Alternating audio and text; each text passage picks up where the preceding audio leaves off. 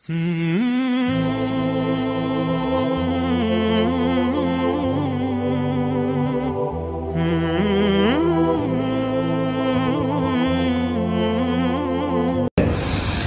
yang belum terjadi itu seperti misalnya kalau tanda-tanda kiamat kecil terakhir sekali namanya Malhamah Kubra, peperangan besar antara kaum muslimin dengan orang-orang Nasrani. Dan ini disebutkan panjang lebar dalam hadis Bukhari lebih dari 3 lembar kalau tidak salah. Hadis ini berbunyi, kata Nabi SAW, kalian akan bersatu dengan Bani Asfar. Bani Asfar ini sebenarnya lebih tepatnya orang-orang Rum, ya, orang-orang Nasrani. Mereka akan bersatu, kalian akan bersatu dengan mereka untuk memerangi satu kaum, tapi tidak disebutkan kaum ini siapa.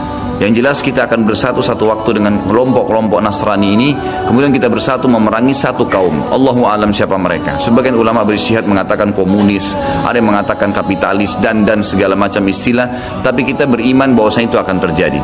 Ringkas cerita, kalian akan memenangkan peperangan, pasukan tahaluf ini, sekutu ini akan menang.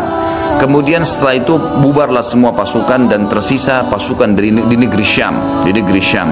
Dan dari hadis ini juga ulama sekarang mengatakan kasus Syria ini akan berakhir dengan sendirinya, karena memang hadis ini menjelaskan adanya ketentraman di negeri Syam, ya, sebelum terjadi tanda-tanda kiamat besar. Pada saat itu pasukan muslimin, ya, sedang pulang ke negeri Syam bersama dengan pasukan Bani Asfar ini, ya, suku yang dikatakan dari bangsa Romawi. Kemudian mereka mengangkat bendera salib sambil mengayunkan dan mengatakan, kamilah yang telah memenangkan peperangan ini, maksudnya kekuatan Nasrani. Maka yang muslim sempat, teman-teman mereka mengatakan, ini kan kita sekutu, bagaimana caranya kalian mengaku, ya, memenangkan sendiri. Terjadi cekcok di antara mereka. Lalu kata Nabi SAW, akhirnya segelintir muslimin yang ada di situ Allah karuniakan mereka mati syahid, terbunuh semua.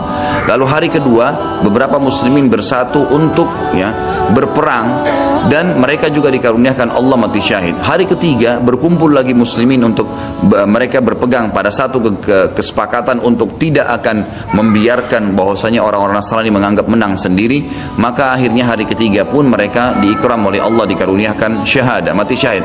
Nanti hari keempat barulah berkumpul seluruh muslimin dari seluruh penjuru bumi. Lalu terjadilah perang besar antara kalian dengan Bani Ahmar, dan mereka dibawa naungan 80 bendera. Sebagian ulama hadis mengatakan mereka dibawa 80 negara. Jadi perang besar-besaran. Dan di dalam kegiatan orang-orang Nasrani, di sebagian pastor dan pendeta, mereka menamakan akan terjadi nanti perang salib besar, puncak daripada penentuan siapa yang menang dan siapa yang kalah. Kita sebagai orang muslim bukan sedang memicu emosi untuk mempersiapkan diri, tapi memang ini hadis Nabi SAW, wahyu yang menyampaikan kita akan berperang melawan mereka, dan ini perang besar-besaran seluruh dunia akan terjadi.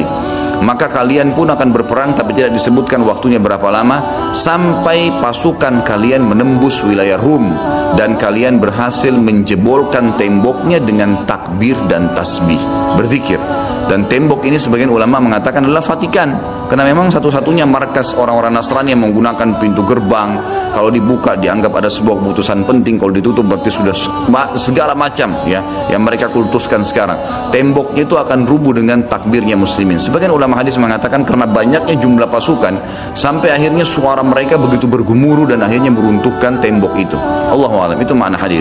Kemudian pada saat itulah syaitan, iblis menjelma jadi manusia, lalu teriak di tengah-tengah pasukan muslimin berkata, wahai muslimin, Dajjal sudah keluar di tengah-tengah kalian. Dajjal sudah keluar di tengah-tengah kalian.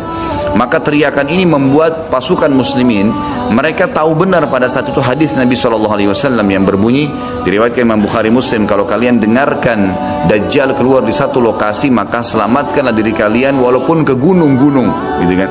Janganlah seseorang dari kalian berkata imannya kuat lalu dia sengaja menemui Dajjal, akhirnya dia menjadi pengikutnya.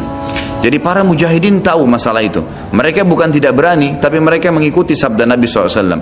Maka mereka pun akhirnya pada klub pulang masing-masing. Kata Nabi SAW, mereka pun bubar ke wilayah masing-masing. Pada saat mereka tiba di wilayahnya, ternyata Dajjal tidak ada. Itu berita dusta.